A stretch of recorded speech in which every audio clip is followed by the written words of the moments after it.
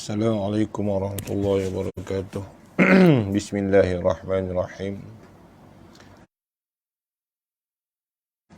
Alhamdulillahi rabbil alamin. Wassalatu wassalamu ala asyrafil anbiya wal mursalin wa ala alihi wa sahbihi ajma'in. Subhanaka la ilma lana illa ma 'allamtana innaka antal alimul hakim. Rabbi shrah li sadri wa yassir li amri wahlul 'uqdatam min lisani yafqahu qawli.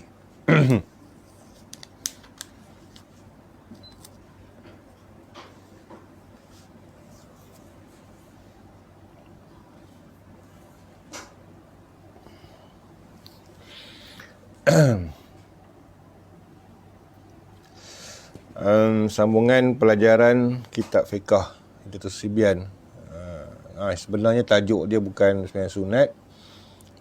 Tajuknya adalah tentang musafir itu kan. Solat qasar. Baik. Kita dah terang sikit tentang solat qasar dan jamak itu. Kita baca balik muka surat 22. Fasal dan harus bagi orang yang musafir akan safar yang panjang lagi harus mengqasar akan sembahyang fardu maktubah, artinya diperbuatkan dia 2 rakaat dengan 12 syarat. Kita masuk hari ini syarat-syarat untuk qasar sembahyang. Pertamanya, bahawa ada ia sembahyang fardu yang bangsa 4 rakaat. Yang boleh qasar ni sembahyang 4 rakaat. Sembahyang 4 rakaat iaitu Zuhur, Asar, Isyak.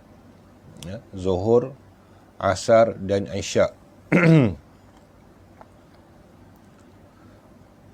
Sama ada tunai atau qada.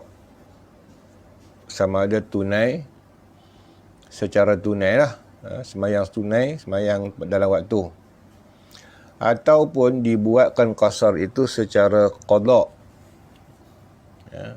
Tapi syarat qadanya bukan semua sembahyang yang nak diqadakan tu boleh, yang luput dalam safarnya. Maknanya kalau dia dalam musafir, dia pernah tidak sembahyang, maka jatuh qada. Dan qada tu dilakukan dalam pemusafiran yang kedua misalnya, maka harus dia qasarkan.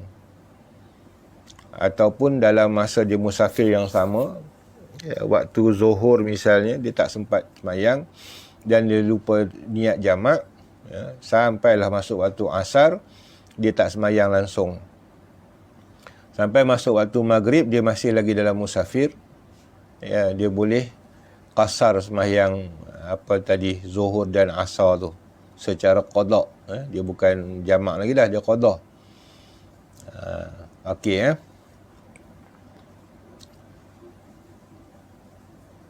Jikalau safar yang lain daripada safar yang ada ia padanya sekalipun. Maksud kata, kalau dia musafir minggu lepas, atau 2 tahun lepas, atau 10 tahun lepas. Zaman tu zaman muda, dia tak qada sembahyang. Dia tak sembahyang. Maka dia ingin qada pada waktu dia sedang musafir. Maka boleh dia qasarkan sembahyang-sembahyang yang 4 rakaat. Sembahyang 3 rakaat macam maghrib dan subuh tak boleh lah. Tetap juga buat 3 rakaat dan juga 2 rakaat subuh. Yang zuhur, asar, isyak, dia boleh qasarkan. Okey. Jadi dalam musafir yang sama pun dia boleh qada dengan cara qasar. Dalam musafir yang lain pun dia boleh qada dengan qasar. Keduanya, bahawa ada safarnya itu jauh.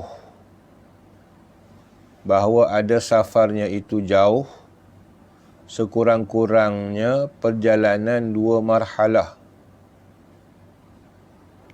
Itu syarat dia. Syarat jauh tu yang katakan permusafiran tu musafir yang panjang. 2 marhalah. Berapa dua mahalah tu? Iaitu 48 mil. 48 batu. Maka sebab itu dalam hukum fiqah, khilaf, selisih pandangan ulama dalam kiraan batu. Ada yang kata 48 batu, ada pendapat kata 58 batu, ada yang kata 62 batu. Maka kitab kita ni mengambil pandangan yang paling rendah, iaitu 48 batu. Dalam lingkungan 88 kilometer. Lebih kurang 88 kilometer. Ini paling ringkas lah, paling pendek jaraknya. Kalau kita nak ihtiyat lebih lagi, ambil 90 batu, 90 kilometer.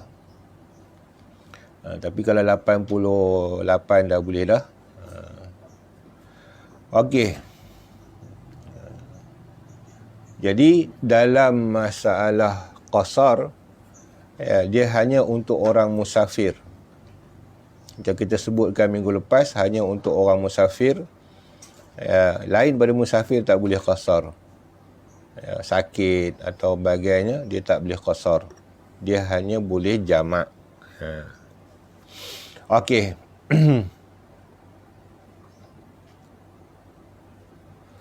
Ketiganya, bahawa tiada diderhakai ia dengan safarnya. Itu syarat. Untuk dia qasar, permusafirannya tidak boleh derhaka. Maknanya tujuan musafir tu tidak boleh kerana buat kerja haram. Okey. Mana tujuan musafir? Tujuan musafir iaitu salah satu daripadanya, dia pergi ke musafir untuk buat maksiat. Atau dia pergi bermusafir dalam keadaan derhaka, seperti hamba yang lari pada tuannya. Seperti isteri yang keluar tanpa izin suaminya. Itu masuk permusafiran yang haram. Jaga-jagalah dalam bab tu. Okey. Jadi kalau dia derhaka, dalam pemusafiran dia, tujuan dia musafir itu derhaka, maka tidak sah dia qasar solat, qasar sembahyang. Okey.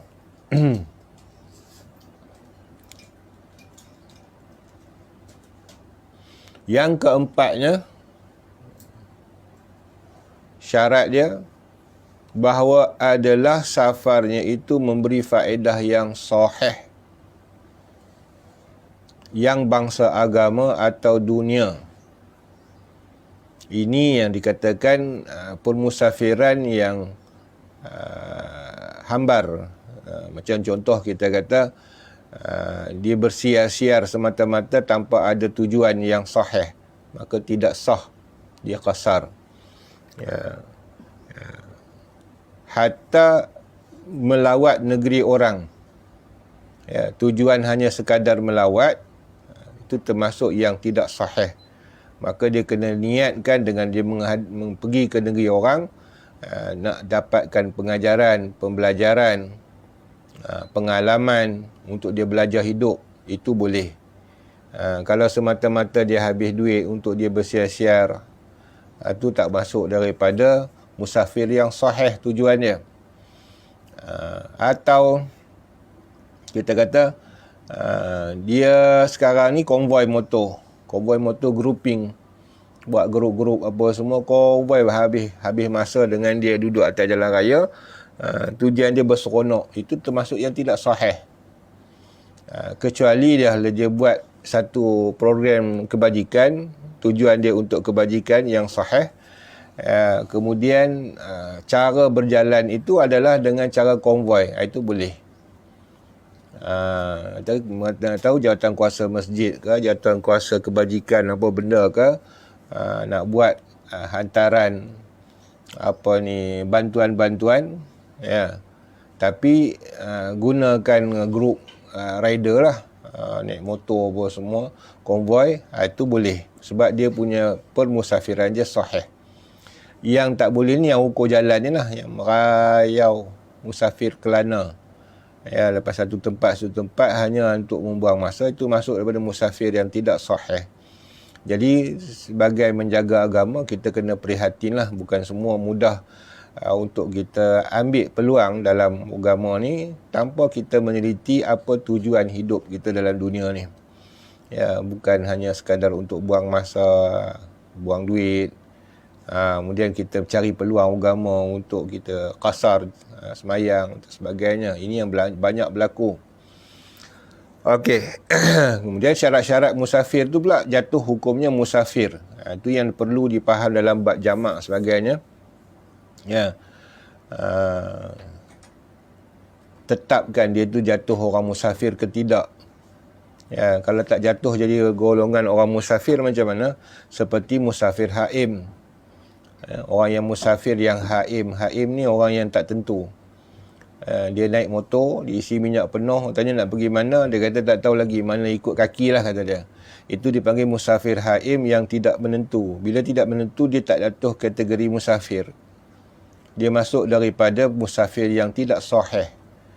Ya, bila tak boleh nak letakkan hukum status dia sebagai musafir, ya, maka tak bolehlah nak hukumkan boleh dia qasar. Ini penting. Jadi dalam isu musafir, ya, isu Jumaat dan isu sebagainya dia berkaitan. Jadi sebagai seorang Islam mukallaf kena faham betul-betul semua orang. Ya, satu, istilah mustautin. Yang kedua, istilah bermukim. Yang ketiga, istilah musafir. Kita kena letakkan diri kita di mana kategori yang tiga ni. Ya, mustautin siapa dia? Iaitu orang yang duduk satu tempat yang tidak berniat untuk pindah lagi daripada tempat tu. Ya, walaupun ya, dia beli rumah kat situ. Ya, dia beli rumah kat situ, dia tujuan dia nak pergi tempat lain. Tak termasuk mustautin. Jadi mustautin ni dia walaupun menyewa, walaupun menumpang rumah mak, rumah adik-beradik, tapi dia tak berniat untuk berpindah daripada daerah tu. Ya, dia memang cari makan kat situ, hidup tu dia mati situ. Ya, maka hukumnya orang tu mustautin.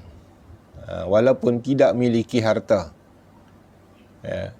Yang kedua, dan bila kata mustautin, dia adalah ahli jemaat dan dikira sebagai dikirakan wajib jemaat dan ahli jemaat. Maksudnya dia dikira 40 orang mustautin yang menyesahkan jemaat tu.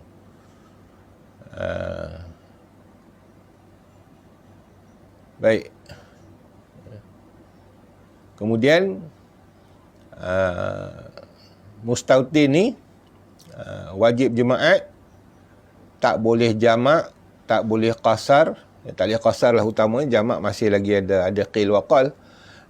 Dan dia tak boleh qasar, ya, tak boleh ponteng jemaat, dan dia dikira ahli jemaat tadi, 40 orang tu.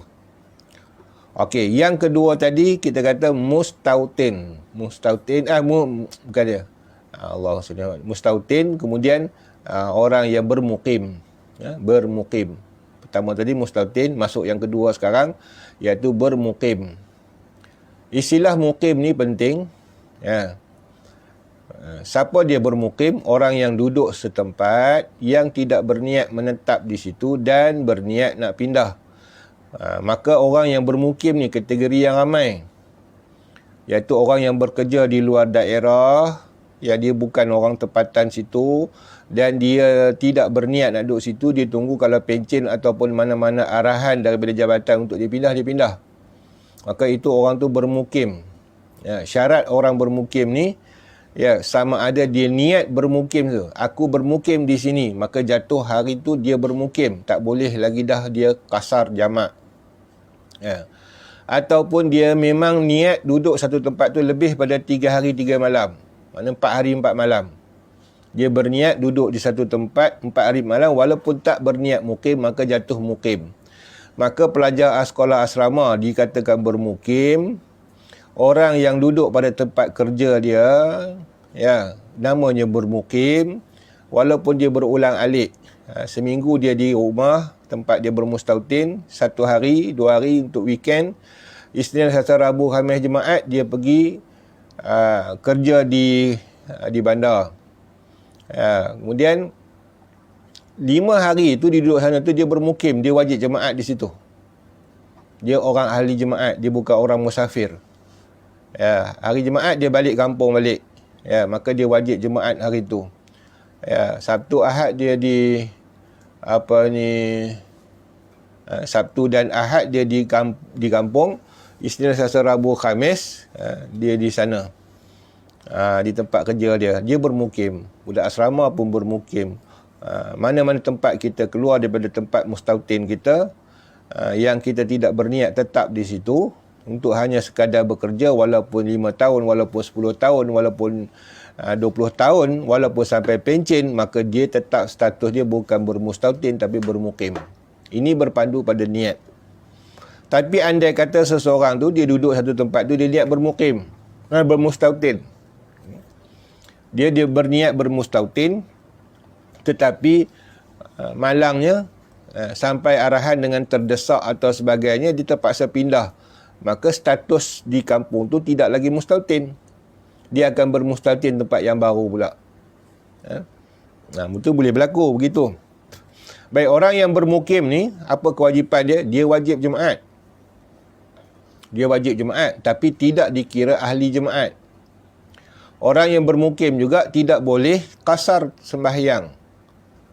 Jadi untuk memastikan kita ni bermukim atau tidak, atau duduk di tempat bermukim, atau niat bermukim, maka di situlah berlaku perselisihan pandangan ulama' luas dalam masalah ni. Ada yang syadid, sebagai ulama' dia tak benarkan langsung kita buat jamak qasar dalam keadaan kita dalam status bermukim. Nanti kita tengok khilafnya. Baik.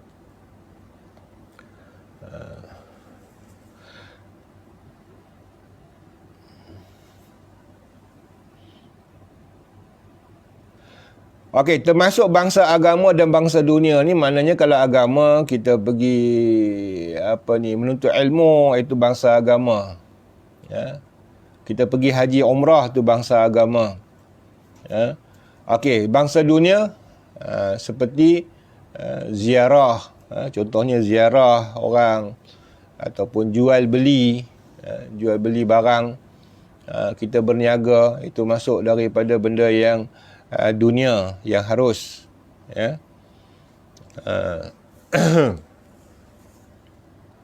dan sebagainya.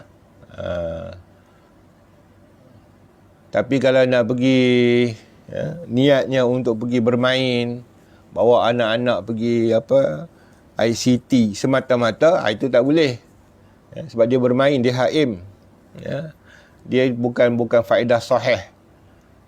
Itu malahi, lalai. Jadi kena niat lain.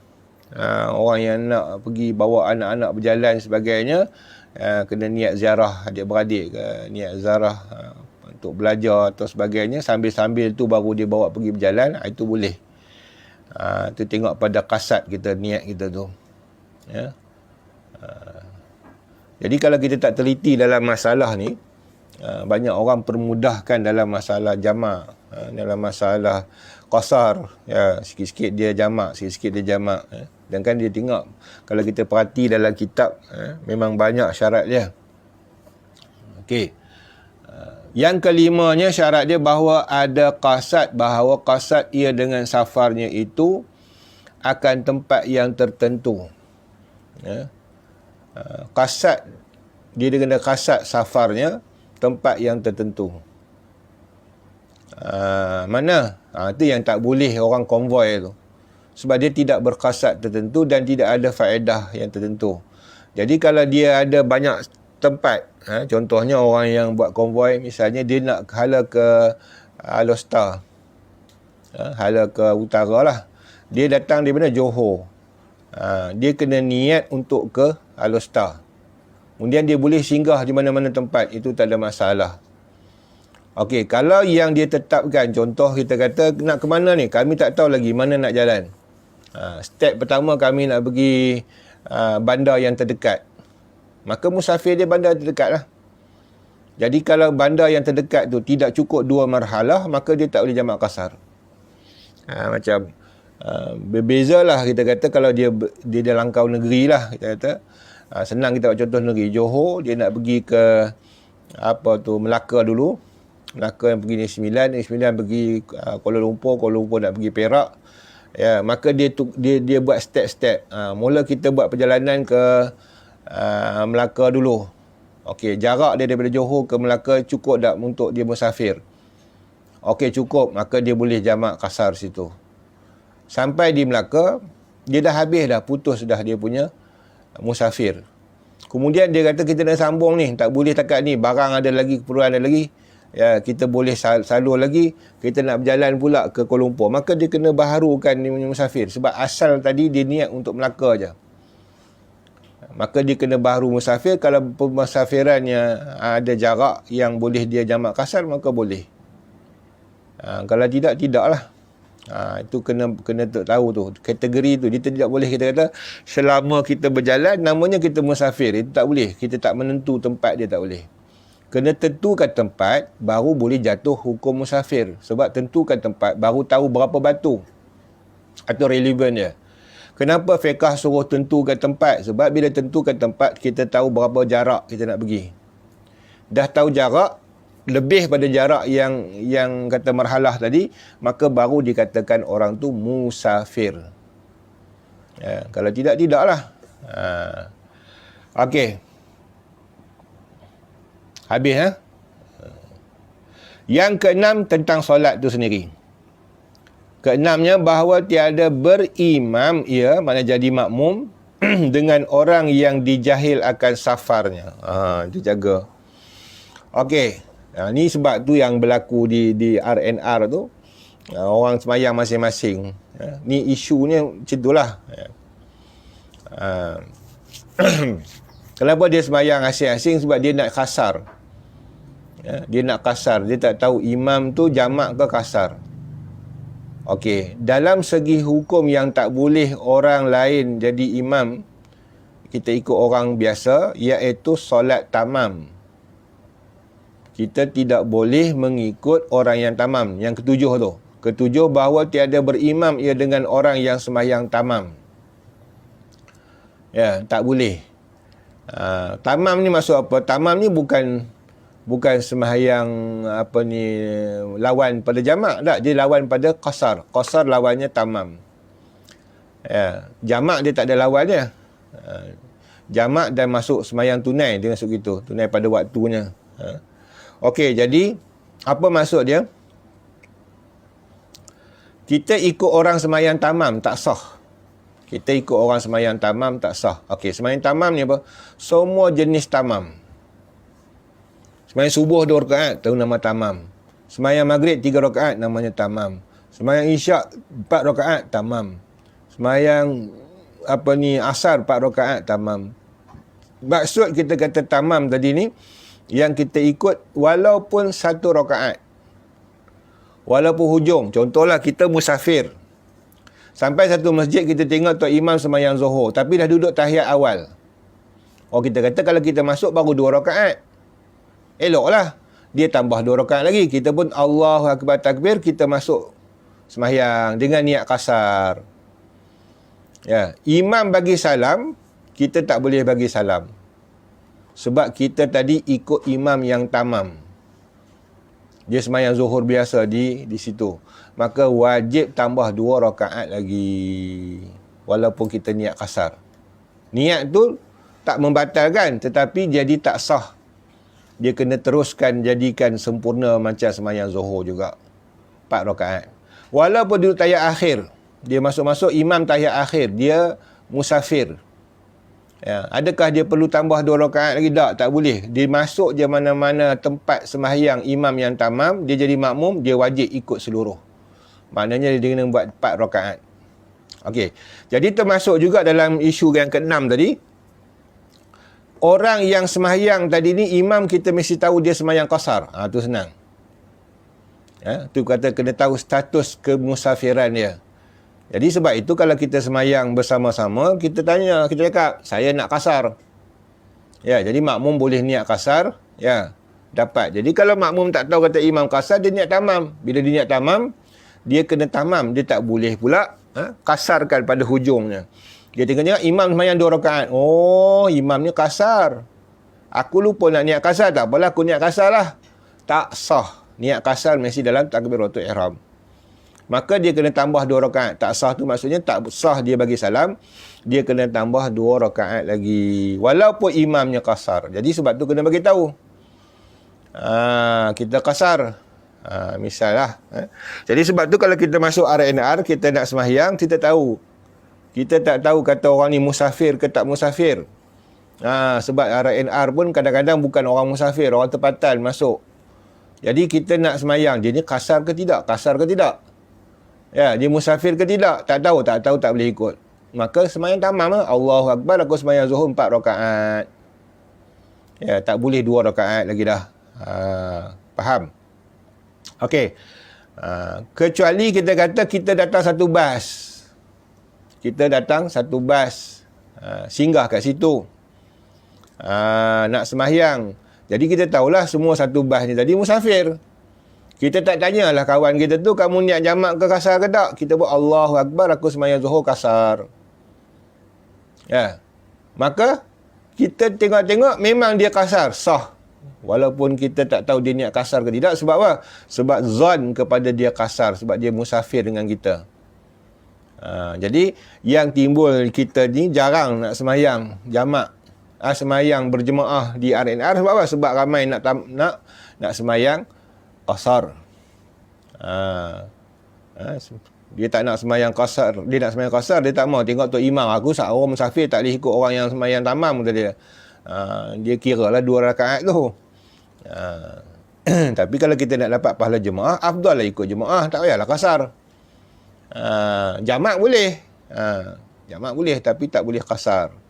Habis kita ikut imam, kita tambahlah satu lagi. Semayang asar pula. Contoh. Jamak takdim. Okey. Jadi tak boleh ikut orang tamam. Orang tamam boleh ikut orang kasar. Tak apa. Macam kita kadang banyak kat orang gitu. Dia singgah nak semayang maghrib. Dia nak buat kasar. Tiba-tiba orang kampung datang nak takbir. Saya nak buat jamak ni, kata dia. Boleh ikut orang jamak. Boleh ikut orang kasar. Boleh. Imam yang kasar, imam yang jamak, orang makmum lain boleh ikut. Yang tak bolehnya, makmum yang semayang kasar tak boleh ikut orang semayang tamam. Dia terbalik itu. Jadi banyak orang tak salah faham dalam bab ni. Dia selalu pesan, saya semayang jamak. Tak kira kalau kamu nak semayang jamak, kalau kamu nak semayang subuh sekalipun, kami boleh ikut. Kita boleh ikut orang semayang, kecuali tak boleh ikut orang semayang mayat. Kita semayang zuhur, tok imamnya semayang mayat, mana boleh ikut sebab semayang tak sama. Imamnya semayang gerhana, ada 2 rakaat, tak sah makmum ikut. Sebab solat makmum semayang zuhur 1 rakaat. Dia semayang dia 2 rakaat, tak ikut. Semayang lain semua ikut. Kita tengok tok imam semayang subuh, kita nak semayang qada, boleh ikut dia. Tengok tok imam semayang qada subuh, mana tahu siapa imam dia tu. Bukan tok imam masjid lah kot. Orang tu dia habis semayang zuhur, dia pun takbir Allahu Akbar. Kita ingat dia semayang sunat, kita pun ikut, sah. Orang yang imamnya semayang sunat, makmumnya semayang zuhur, sah. Tuk rupanya dia bukan semayang sunat, dia semayang qada subuh 10 tahun yang lalu. Tengok-tengok dia baca kunut pula masa tu. Kawan ni pun satu hal juga, adalah qada baca kunut. Atau kita pun baca kunut walaupun semayang zuhur. Makmum boleh ikut apa sembahyang sekalipun. Yang tak bolehnya orang qasar, orang yang buat 2 rakaat, musafir tak boleh ikut orang yang tamam. Tetapi kalau dia terikut punya, bila dah terikut, dia tamamkan je, bukan batalkan sembahyang. Terus dia ikut jadi zuhur yang 4 rakaat. Okey. Kedelapannya bahawa disertakan niat qasar dengan takbiratul ihram. Ni. Jadi sebab tu kalau dia lupa niat, terus jadi zuhur. Zuhur tamam. Terus jadi tamam. Ya, dia lupa niat. Ya, memang dia nak niat qasar. Allahu Akbar, aku sembahyang Zuhur 4 rakaat. Allah, dia kata nak kasar. Jangan batalkan sembahyang, haram. Terus je. Sembahyang fardu dibatalkan sengaja, hukumnya haram. Kesembilannya, bahawa mengetahui ia dengan harus kasar. Jahil tak tahu. Jom kita kasar. Kasar tu apa tuan? Ikut aku je, kata dia. Ikut saya buat 2 rakaat buat. Dia pun Allah Akbar. Dia pun tak tahu apa dia sembahyang kasar. Syarat-syarat sembahyang kasar apa dia tak tahu. Hukumnya tidak sah. Kena belajar dulu. Kesepuluhnya, bahawa mengetahui ia akan kafiat kasar. Cara-cara nak buat kasar macam disebut dalam kitab ni, dia kena tahu. Jangan dia bantai. Orang kasar dia kasar, orang 4 dia 4, orang campur jamak dia. Apa benda pun dia tak tahu. Hukumnya tidak sah. Bukan dimaafkan, tak dimaafkan. Jahil tidak dimaafkan. Yang dimaafkan orang yang alim tahu tapi terlupa, tersilap. Itu dimaafkan. Kita tahu hukum tapi tersilap, itu dimaafkan. Yang tak dimaafkan, dia tersilap ke, terlupa ke, sengaja ke, sebab dia jahil. Tak boleh. Tak dimaafkan sebab jahil. Jahil tu tidak dimaafkan. Allah, macam mana saya tak tahu pun? Tak tahu, belajar tak sebelum ni, tak belajar. Hukumnya haram, tak sah. Dia tak ada maaf tu. Sebenarnya, tapi orang jahil ni, dia duk faham dia dimaafkan 24 jam. Tak apalah, saya tak tahu. Kalau tahu memang tak boleh, kata dia. Tak tahu tu pasal apa tak tahu? Tak belajar. Tak belajar, hukumnya tak dimaafkan. Kecuali dia belajar tapi tak sampai bab tu. Okey.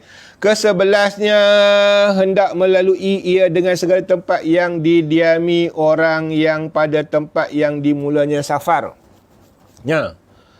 Ini pun penting dalam masalah jemaat. Dalam masalah jemaat ada kaitan dengan tempat dilalui.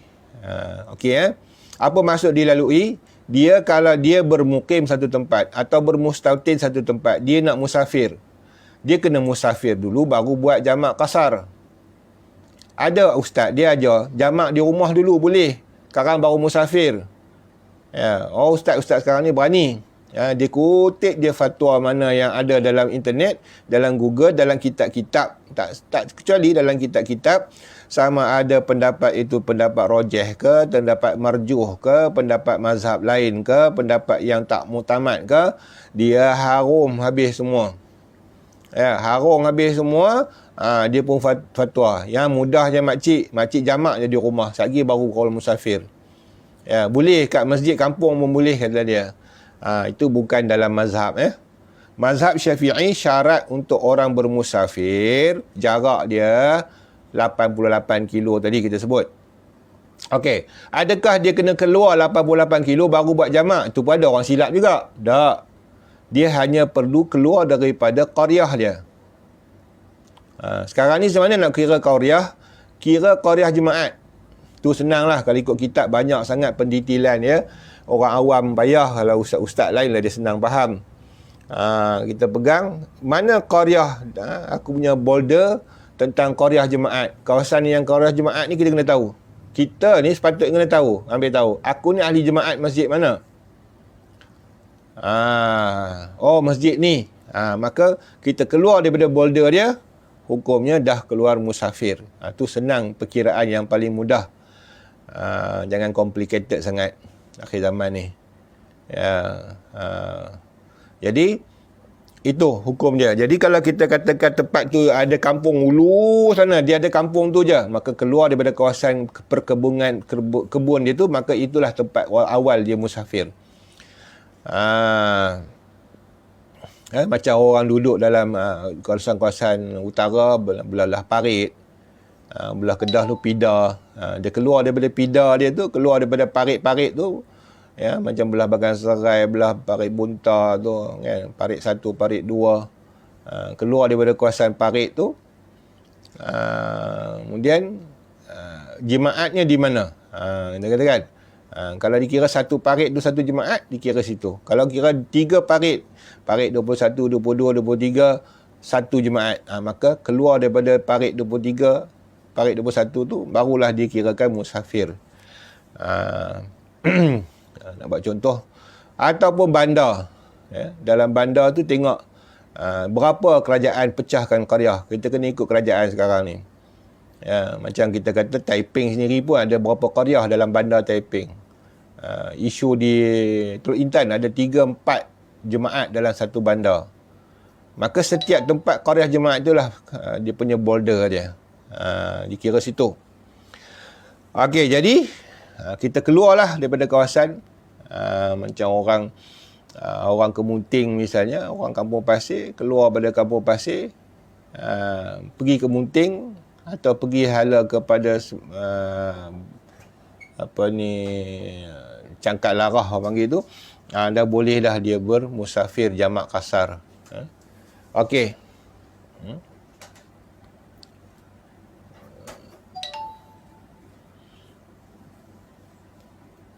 Tapi kalau duduk dalam kawasan lagi tak boleh. Ataupun dah balik ke kawasan. Kita dah musafir keluar. Macam kita kata sekarang ni, di Shah Alam, contoh orang duduk dalam Shah Alam, setiap section tu lah dia panggil dia punya qaryah, border. Dia keluar, dia duduk section 13 misalnya. Dia balik sampai masuk section 13, dia dah tak boleh buat jamak kasar dah.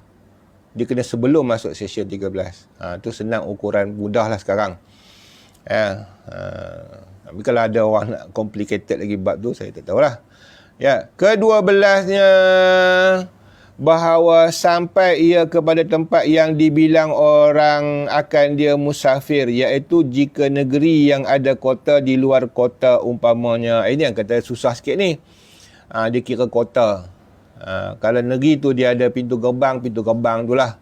Dulu negeri dulu dalam kitab, kalau kita baca kitab lama, kita kena gambarkan situasi lama.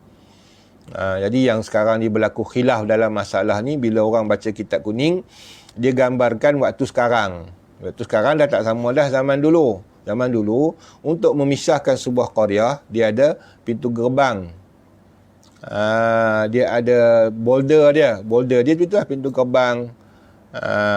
Kota. Dia ada kota dia. Maka kota tu keluar daripada kampung lah dia panggil. Jadi kalau kita nak buat sekarang ni, mana ada negeri kita yang pintu gerbang, mana ada negeri kita, kalau ada Shah Alam pintu gerbang tu pun Selangor, negeri Selangor, itu bukan pintu gerbang yang rasmi, itu saja dia buat tu lah border negeri. Dia dak punya qaryah ni. Oh, negeri luas lah kalau kira negeri. Dia kena kira setiap qaryah.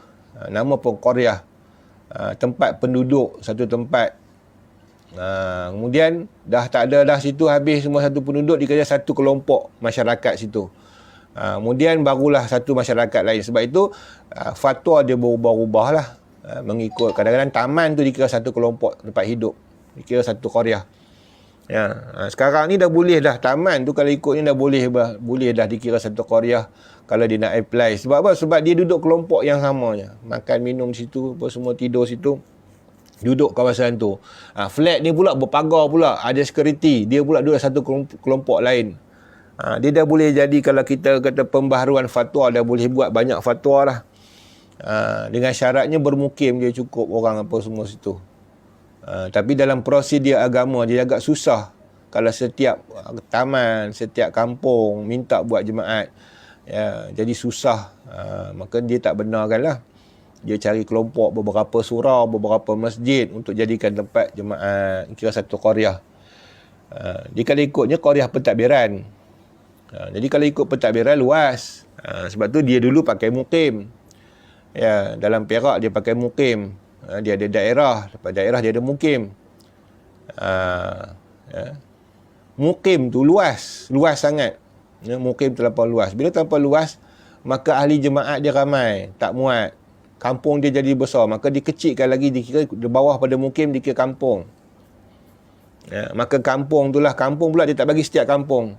2-3 kampung duduk satu qaryah. Gitulah.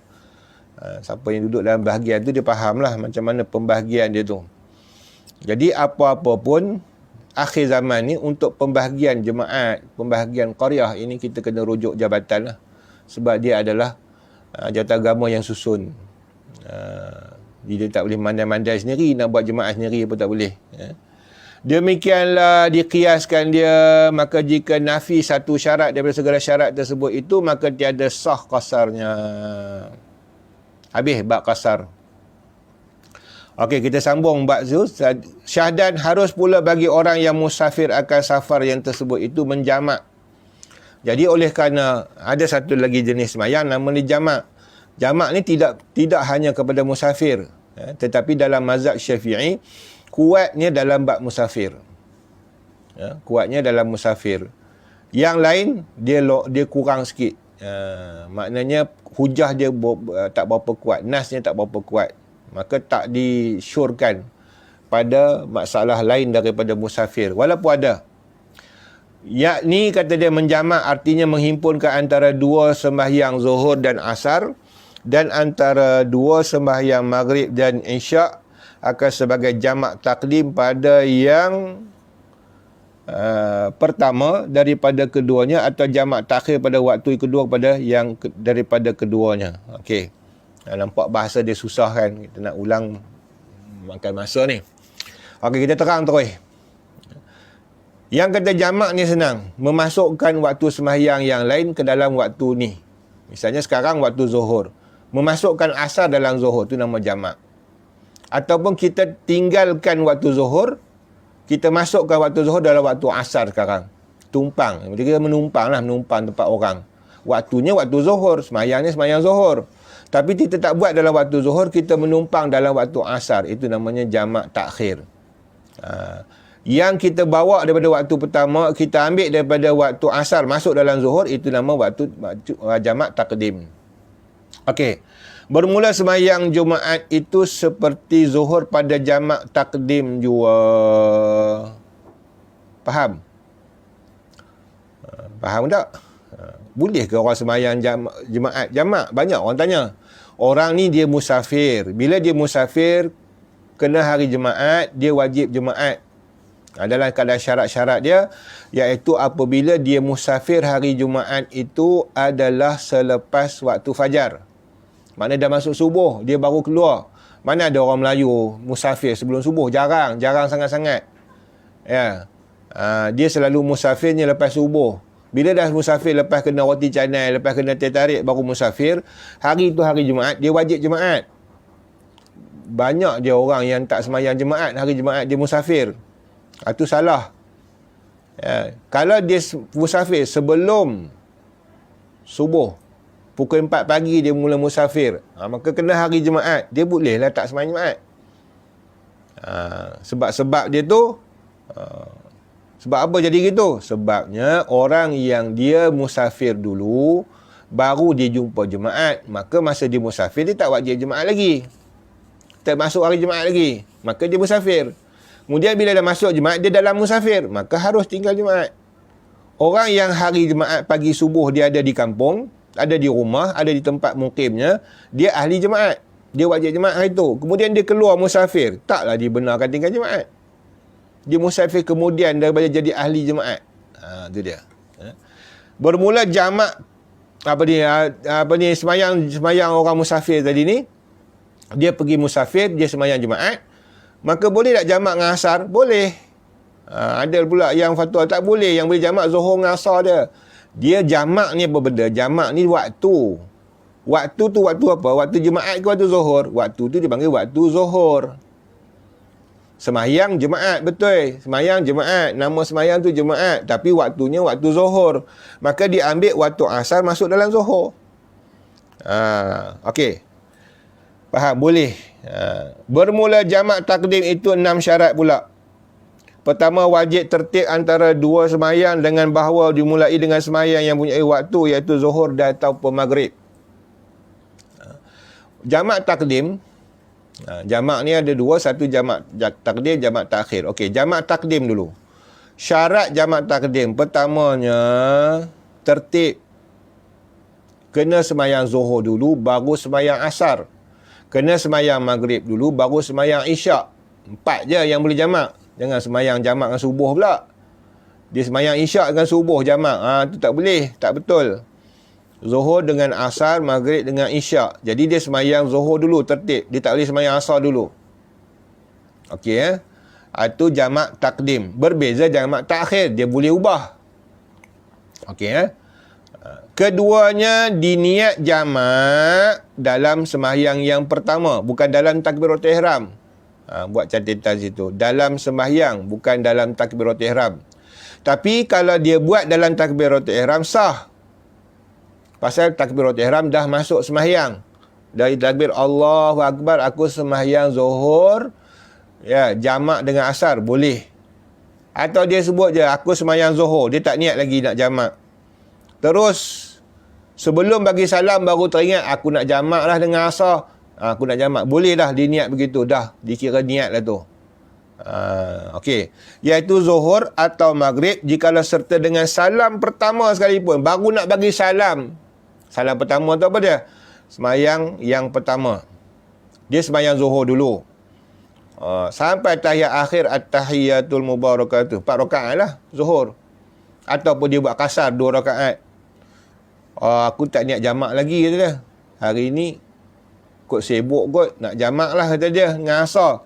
Baru dia niat jamak. Lepas dia niat aku nak jamak dengan asar, tu cara niat dia. Aku nak jamak dengan asar. Ya. Assalamualaikum warahmatullahi wabarakatuh. Sah tak dia nak jamak sekarang? Sah. Yang tak sah tak ada jamak. Tak ada niat. Ya? Tak ada niat jamak. Contohnya, dia semayang zuhur, Allahu Akbar. Sampailah tak kira lah dia semayang kasar ke, dia semayang tamam ke, dia semayang 2 rakaat kasar. Kemudian dia bagi salam. Dah bagi salam, dia tengok kawan-kawan dia bangun jamak. Boleh jamak ah? Alah, dia kata aku lupa nak niat jamak. Tak boleh dah. Ada pula yang buat helah, dia semayang zuhur lagi sekali, kemudian dia jamak. Dia kata ikut kitab, dia kena sambung sekali. Tak boleh dah, kamu dah semayang zuhur tamam dah, tak ada jamak lah. Ya, dah habis bagi salam baru nak niat, tak boleh. Sebelum bagi salam boleh. Niat, kita belum lagi niat. Sebab dia hanya dalam sembahyang zuhur tu kena niat aku nak jamak dengan asar. Nak masukkan asar dalam waktu zuhur. Kalau tak niat dalam sembahyang tu tak boleh. Okey, jadi cara senang dia macam ni. Jamak takdim senang sekali. Jangan duk pening-pening, duk hafal niat dekat dinding RNR tu sampai sudah tak dapat. Tiap kali nak sembahyang jamak kasar bawa handphone, duk hafal usolli dalam handphone. Pening. Ya. Dia macam ni. Kalau jamak takdim senang. Allahu Akbar, aku sembahyang zuhur 2 rakaat kasar. 2 rakaat saja pun boleh, sebut kasar pun boleh. Jangan pening-pening. Ya, aku sembahyang zuhur kasar dah. Ya, kemudian dalam sembahyang kita duk buat sembahyang 2 rakaat kasar tadi ni, kita niat aku nak jamak sekarang ni dengan asar. Tu je niat dia. Aku nak jamakkan asar dalam zuhur ni. Sah dah. Bagi salam sekarang, naik pula aku sembahyang asar kasar dijamak dalam waktu zuhur. Habislah, tu je niat dia. Tak payah susah. Okey. Ketiganya, wajib berturut-turut antara 2 sembahyang itu. Ni jaga-jaga ni. Kadang-kadang tahu buat jamak, tahu hukum tak tahu. Ya. Mesti berturut-turut tu maksud apa? Tidak mualat. Tidak putus mualat. Bukan tidak mualat. Tidak kena mualat. Tidak putus mualat. Maknanya berturut-turut. Lepas sembahyang zuhur, kemudian nak jamak dengan asar, tak boleh dia selanging satu, dia kena sembahyang asar terus. Jadi kalau dia seselang dengan sesuatu, mana? Pergi berak, dah tak boleh jamak dah. Habis lah. Pergi kencing pun tak boleh dah. Sebab apa tak boleh? Sebab waktu yang kata jarak antara sembahyang zuhur dengan sembahyang asar yang dijamakkan, iaitu selangi dengan waktu berwuduk. Jadi kalau dia ambil wuduk, dah kira baru kira last lah, maksima dah waktu dia untuk dia jamak. Ya, habis dia batal, dia bagi salam solat pertama, dia batal, dia pergi ambil wuduk, dah ambil wuduk cepat-cepat, kemudian dia masuk balik sembahyang. Itulah maksima waktu dia. Ya. Lebih pada tu tak boleh. Contohnya masuk tandas dulu. Lepas masuk tandas baru ambil wuduk pula, itu dah lebih. Ya, itu dah lebih pada maksima dah. Dia dah kira lebih waktu. Lebih waktu tak sah. Ya. Atau jawab telefon. Ya, dia semayang dulu, berjanji dengan kawan-kawan musafir nak pergi kenduri ni. Kita tengah masjid lah. Aku semayang dulu, kamu lambat sangat ni. Dia kata, Wis ni tak jumpa ni, dia kata jalan. Tak apa, jalan lagi, call balik. Elok semayang 2 rakaat kasar, niat jamak takdim zuhur, dah bagi salam, bunyi ring telefon. Kita pun jawab. Tak semayang asar lagi ni. Ya, jawab.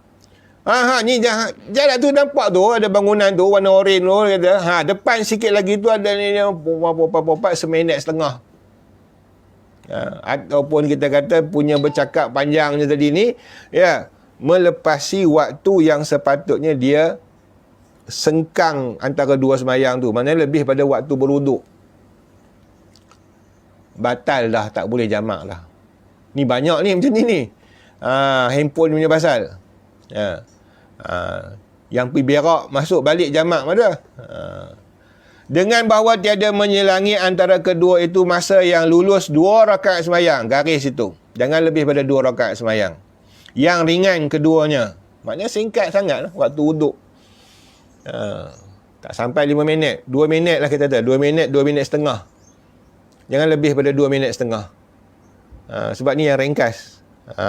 Jadi, antara 2 semayang tadi. Keempatnya, kekal safarnya hingga takbiratul ihram. Kekal safarnya hingga takbiratul ihram. Semahyang yang kedua. Yang tak apalah, yang ni tak payah nak gambarkan masalah ni. Iaitu orang dalam kapal. Dia semahyang zuhur. Elok dia bagi salam. Dah sampai dah kapal. Allah. Dah sampai dah kapal dia. Hukum dia tak sah lagi jamak lah. Walaupun waktu tu zuhur lagi, tak sah lah dia jamak. Okey.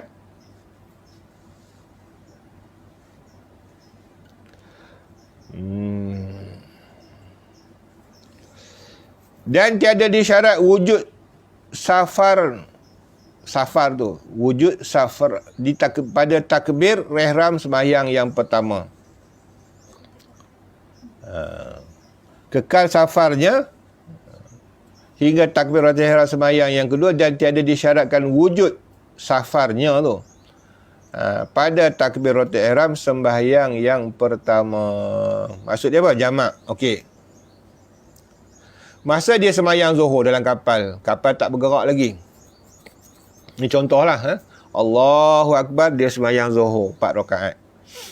Elok dia masuk rakaat pertama, kapal pun berjalan. Jalan kapal. Ya. Masuk tahiyat akhir, kapal tu dah jauh dah dari pantai dah. Maknanya dia dah berpisah qaryah. Dia dah mula musafir dah tu. Aku nak jamak kata dia.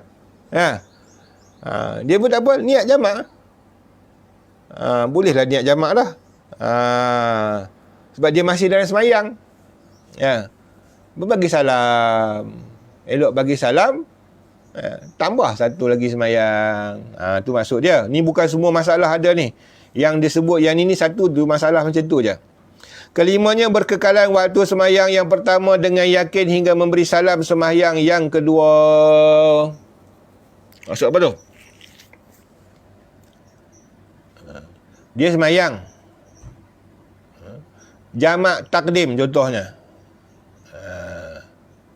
Kekal waktunya. Zuhur tu masih wujud. Masa dia bagi salam, semayang asar. Semayang zuhur, Allahu Akbar. Semayang zuhur, pukul 4. 4.45. Semayang asar pukul 4.50. Okey, semayang asar pukul 4.50. Masuk waktu. 4.45 dia semayang zuhur. Niat jamak. Tu pelik lah. Tak payah jamak lah. Sebab apa? Habis semayang zuhur sekarang, dah masuk asar. Tu tak perlu jamak lah. Kalau 4.20, dia 4.30. 4.30 dia semayang zuhur, boleh jamak kasar. Boleh jamak. Niat jamak. Sekarang tak payah tunggu asar habis. Dia semayang lah. Dengan syarat, dia bagi salam sekarang, asar tak masuk lagi. Itu maksud dia.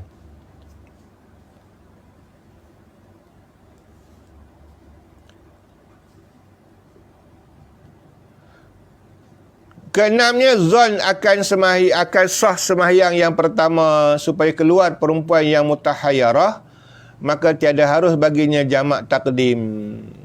Ni cerita pasal dalam bab haid ni. Ya, ada perempuan namanya mutahayyarah. Yang mutahayyarah ni dia tidak haid tapi dikira haid.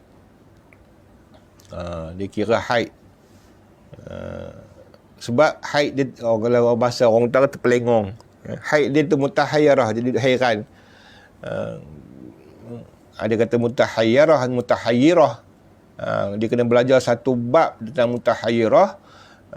Ini selalu berlaku pada orang yang dia tak ada haid yang menentu. Dia tidak ada adat bagi diri dia. Itu tak apalah, kita tinggal tu. Nanti nak belajar bab tu pening pula. Tak semua pun perempuan ada mutahayyarah ni. Jarang-jarang berlaku perempuan yang ada mutahayyarah. Tapi akan berlaku jika kelalaian. Akan berlaku mutahayyarah perempuan, jaga-jaga bila dia lalai. Mana? Orang perempuan kita pesan, siapa ada anak perempuan, pesan, setiap bulan dia kena catat haid dia. Datang bila, berhenti bila. Mesti ada kalender. Ya, kalau nak pergi haji, buat haji di Mekah, kalau tak buat haji, dia suruh kita catat 3 bulan sebelum pergi Mekah. Sebab tak mau jadi mutahayyarah. Jadi kalau kita tak catat, contoh tak catat, tiba-tiba bulan tu, haid dia lebih pada hari biasa. Dia kena kira bulan yang sebelum tu. Bulan sebelum tu datang haid berapa hari. Tak tahu, tak ingat. Maka dia jatuh hukum mutahayyarah. Mutahayyarah ni dia berat lah sikit, berat. Waktu yang dia kadang dia kena semayang, kadang semayang dia kena qada, banyak tu, masalah tu banyak. Kalau nak belajar sehari tak cukup tu bab tu. Jadi sebab tu kena catat supaya jangan jatuh mutahayyarah. Tak semua orang faham bab mutahayyarah ni. Orang cerita bab haid ni kadang-kadang orang perempuan pun tak reti. Sebab dia pasal apa susah dia, kalau orang tanya haid ni orang lelaki tak ada haid, orang perempuan. Tapi kebanyakan yang mengajar bab haid orang lelaki, bukan orang perempuan. Ustazah pun tak reti. Sebab dia terlampau rumit. Bila masuk bab mutahayyarah sangat rumit. Sangat rumit, dia perlu kepada otak yang memang duk fikir benda tu je. Dia tak ada tengok sampai belacan. Orang perempuan ni dah ingat sampai belacan lagi, nak gosok baju suami lagi. Jadi benda yang rumit dia tak boleh masuk. Dia tak boleh ingat. Kecuali orang yang memang hari-hari tumpu benda yang sama lah. Sebab tu kebanyakan orang yang belajar ilmu nahu, kita belajar kebanyakan yang drop budak perempuan lah. Budak perempuan tak boleh ilmu nahu soroh. Sebab dia terlampau rumit. Nak hafal tu hafal ni, step tu step ni, orang dia kalah kat situ. Dia tak boleh nak hafal banyak, nak ingat benda banyak dalam masa sama, komplit sangat. Orang lelaki dia boleh masuk celah ni sikit, celah ni sikit. Kalau ilmu, benda lain dia tak mau, remeh-remeh lain tak mau. Nak berbetul collar ke, berbetul plekat, lebih pondok dia selekeh. Dia tak ada nak fikir ni, baju hang kedok lah, tak ada, tak fikirlah. Otak dia fikir dia kitab hafaz. Sebab tu kebanyakan orang pondok dia alim, sebab dia tak peduli dunia sangat. Kalau duk peduli nak pergi sekolah, nak kena kemas, songkok, semua baju, dia tak ada lah nak mengapai lah. Otak dia pergi kat situ separuh. Jadi ilmu ni susah, ilmu yang macam ni susah. Susahnya gitulah bila dia bab-babnya tu, mutahayyarah, apa semua. Kalau nak ingat tu berasap kepala tu. Dan demikian lagi, tiap-tiap sembahyang yang lazim oleh i'adahnya, maka tiada sah dijamakkan dia. Faham? Sembahyang yang kena ulang balik, tak boleh buat jamak. Ni jangan duk ikut mutawih. Kadang-kadang kita geram juga orang tak mengaji ni. Yang dengar ni betul-betul ambil faham. Sembahyang jamak dan kasar, kedua-dua, jamak ni pun dan juga kasar, tak boleh buat dalam keadaan sembahyang tu tadi kena qada.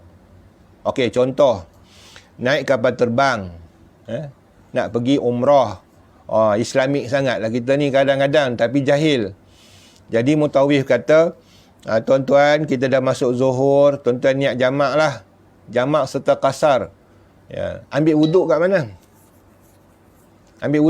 Kat tandas tak? Tak ada siapa bawa tepung, bawa apa ni, debu tanah. Tak ada siapa boleh bawa air masuk kapal terbang untuk ambil wuduk. Wuduk yang air jamban tu pun tak boleh. Akhirnya semayang meraih waktu. Semayang meraih waktu kena qada tak? Kena qada nak jamak pula tak apa. Tak boleh. Tak boleh. Haram tu, kerja berdosa tu. Kerja main-main agama Allah ni. Bukan kita kata sebab tu kita nak marah bunyinya. Benda ni hang nak tujuk ajak orang ingat hang tu ustaz. Hang tu mutawif, hang tu orang agama. Makcik-makcik ni tak tahu apa benda, diikut yang ustaz kata kena jamak lah. Berdosa haram. Hatta ada yang jemaah kami pun yang pergi balik-balik belum ngaji. Saya dah pesan dah hari tu, kata jangan jamak. Tak tahu dah mutawif suruh ustaz. Kata kami ingat iyalah. Hak mengaji dah tu pun terikut-ikut. Ilmu tak kemas, tak ikut sungguh. Tak kitab dia, ngaji tak berkitab ni payah. Kena hafaz. Kena ingat. Tidak kita diperdaya dengan orang. Balik kena qada, makcik kena qada balik lah. Mana boleh semayang gitu. Jamak-jamak situ. Alah dia kata.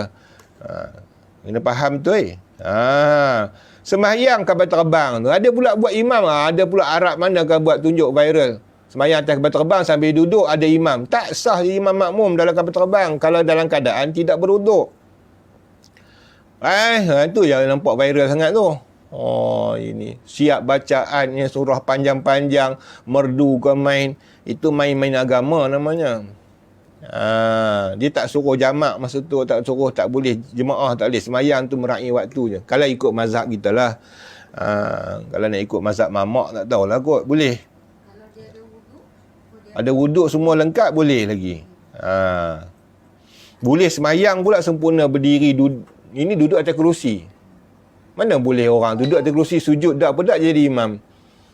Tak sah, tak boleh. Itu semayang darurat je panggil. Semayang atas kapal terbang tu semayang darurat. Hanya meraih waktu atau menghormati waktu. Bukan semayang betul. Balik kena qada. Maka tak boleh jamak, tak boleh qasar, tak boleh berjemaah. Bermula syarat jamak takhir itu 2 syarat. Jamak takhir pula 2 syarat. Pertama, diniat akan jamak dalam waktu pertama. Jikalau tinggal ia kadar lulus sembahyang yang mempunyai waktu itu dalam waktunya sekalipun memadailah. Okey. Sekarang ni kita waktu zuhur contohlah. Pukul 10 zuhur apa? Sekarang waktu zuhur lah contoh. Nak masuk asar. Kita ada pilihan sepanjang waktu zuhur nak masuk asar. Kita boleh duduk dalam jalan perjalanan, kita boleh pilih sama ada nak sembahyang zuhur waktu tu ataupun nak ditakhirkan. Ni jamak, syarat jamak takhir. Maka kena niat. Kita tengah drive ni. Mak hang, kan? Maknya, niat jamak takhir lah. Mana kita boleh tinggalkan waktu zuhur tu dengan niat tadi. Kalau tak niat, berdosa kita tinggalkan zuhur tu. Tak sembahyang zuhur lagi ke? Nantilah. Dia tak niat jamak pun terus je. Nantilah. Tadi dia, kita dah masuk waktu zuhur ni, bagi tahu. Ni nak sembahyang jamak ni. Jamaah niat jamak baru boleh dia jamak. Kalau dia tak niat tak sah. Contoh bawa bini rumah ni pula orang perempuan ni lalu kalau orang drive dia tidur. Waktu pula maghrib. Kita dah masuk highway dah gelap. Nak singgah RNR masa maghrib tu memang cloud. Lagi nak beli air apa susah, kita kata jalan dululah. Kita pun niat dalam hati kau nak jamak takhir sembahyang maghrib. Maghrib dengan isyak sejam setengah je. Jam suku. Yang bini tadi tidur. Dia tak gerak bini dia. Sampai RNR pukul 9 dah. Masa isyak dah. Mak hang, jom semayang. Semayang apa? Jamak takhir. Kenapa tak gerak tadi? Kena gerak kan dia kata. Jenuh. Maka isteri dia tak sah buat jamak takhir. Kena qada waktu maghrib. Si suami jamak takhir. Sebab beza dia pergi segi niat. Dia kena gerak bini tu. Hai mak niat. Niat kita jamak takhir. Dia kata, tu niat lah tu. Tapi kalau dia bangun tadi, ke kita dapat jamak ke? Tak gerak tadi. Tadi agak gerak dah. Dia jauh, nyaut, duk, kita tak faham benda pun. Tak. Sebab tu je dia kena qada. Dia tak boleh jamak. Sebab dia tak niat dalam waktu maghrib tadi. Jadi orang yang tidur dalam bas, tidur dalam kereta ni, hati-hati kalau jamak takhir kena niat. Dia tak boleh tidur sepanjang waktu tu. Start pukul 12.30 sampai pukul 5 petang tidur dalam tu. Dia tak niat langsung. Tak boleh buat jamak. Bahkan dia qada. Qada dia boleh buat kasar lah. Isu tadi. Keduanya berkekalan safarnya hingga sempurna kedua sembahyang itu. Jangan sampai sembahyang tu tak habis lagi. Dah habis musafir. Macam orang dalam kapal lah. Itu isu orang dalam kapal lah. Kita tak masuk dalam bab tu. Wallahu a'lam. Ada soalan? Banyak. Boleh, siapa nak buat soalan, boleh buat soalan.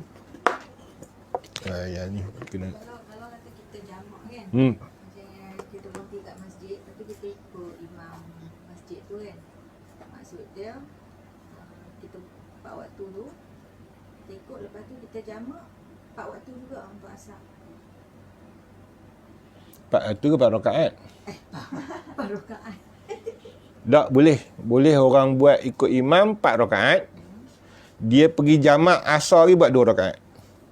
Boleh. Boleh.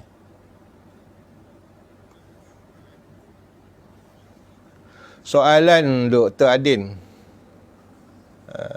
Waalaikumsalam. Kalau duduk menyewa sementara di KL tapi ada niat untuk beli rumah dan mustautin di KL, cuma belum pasti di mungkin daerah taman mana di KL, adakah di kategori mustautin juga?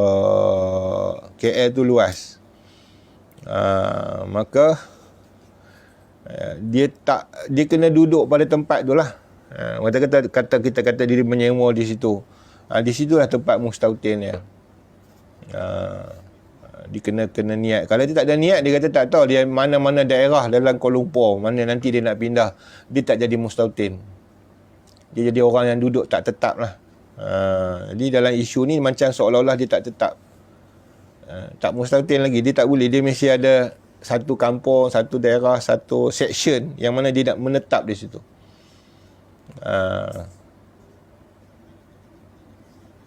Okey.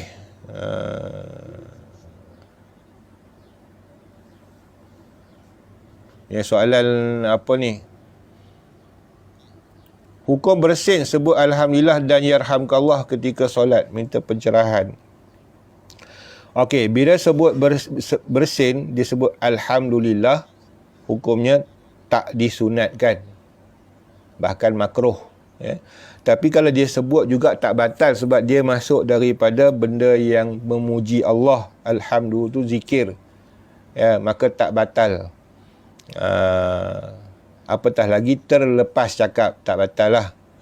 Yang tak boleh jawab salam. Sebab Assalamualaikum, Waalaikumsalam tu dia bukan zikir. Dia salam di luar pada semayang. Yarhamkallah pun dia kata tu doa, termasuk doa. Tapi tak berkait dengan semayang. Jadi bercakap benda yang di luar tu, itu kalau tak sengaja lagi lah tak menjadi mudarat. Okey. Kemudian sedikit peringatan sebelum kita tutup. Tak ada soalan lain. Dalam masalah musafir ni banyak isu. Banyak isu kita terlupa tadi. Salah satu isunya iaitu tetapan untuk bermukim. Jadi banyak orang, kita buat contoh lah senang. Sebab bila buat contoh orang nampak kan. Orang ni dia dah pergi kursus. Dalam surat kursus tu 7 hari 7 malam ataupun 6 hari 7 malam. Dia sampai dekat hotel untuk kursus, 3 hari dia buat jamak kasar. Ya. Waktu keempat, hari keempat, kelima, keenam tu dia buat secara tamam. Dia kata 3 hari boleh musafir. Okey. Kita nak terangkan. Dalam kitab yang besar-besar baru dijelaskan, orang yang bermusafir, dalam tempoh dia bermusafir tu dia boleh jamak kasar. Okey. Musafir ni dia ada kategori dia. Ya. Dia ada sepanjang masa musafir. Mana sepanjang masa musafir? Orang yang buat lori tu. Itu sepanjang masa dia musafir. Dalam dia buat kerja lah. Ya. Dia daripada Johor pergi ke Pahang. Pahang pergi ke Terengganu. Terengganu patah balik ke Kelantan. Kelantan patah balik pergi ke Pahang balik. Masuk Perak. Perak pergi Alor-Setar. Orang yang macam ni dia musafir panjang. Ya. Ataupun dia bahagian pos, dia delivery. Dia daripada Johor nak pusing, dia kena bawa satu kereta, bawa barang sampai Perlis.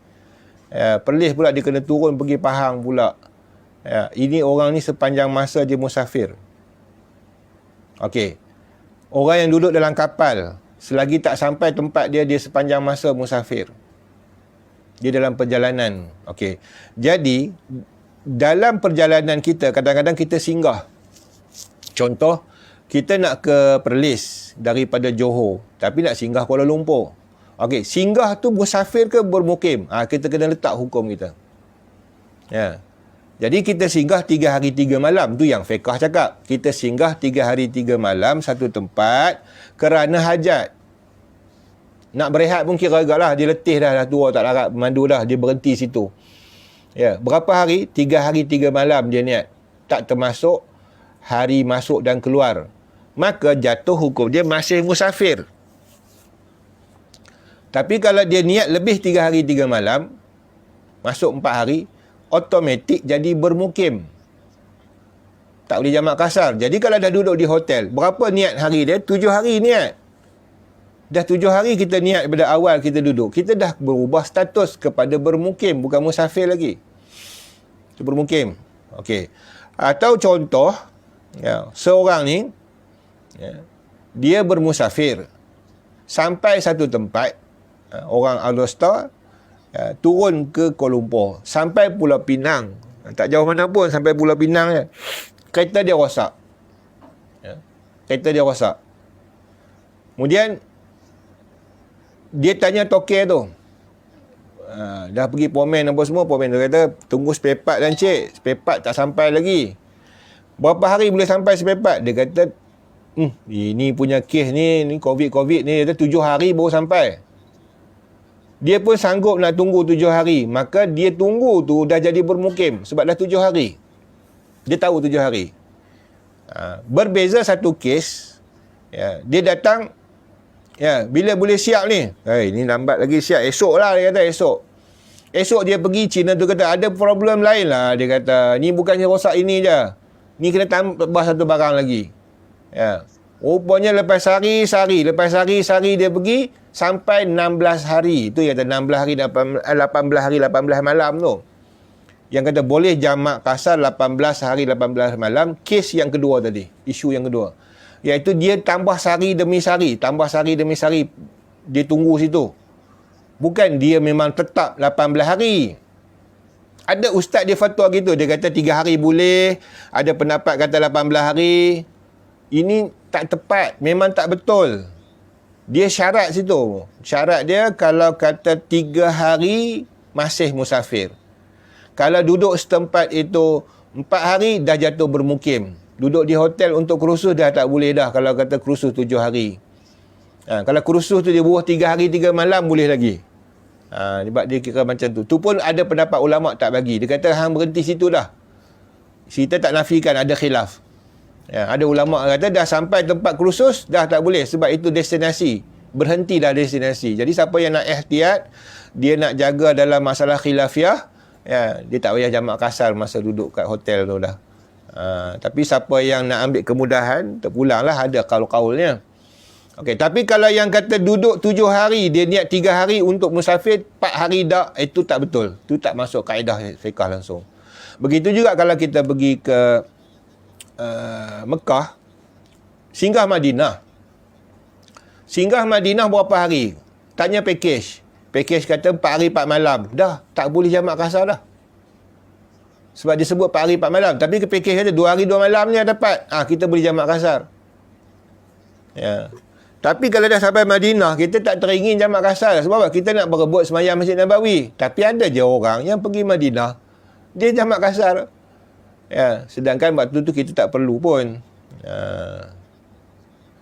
Okey. Ada soalan lagi? Tak ada.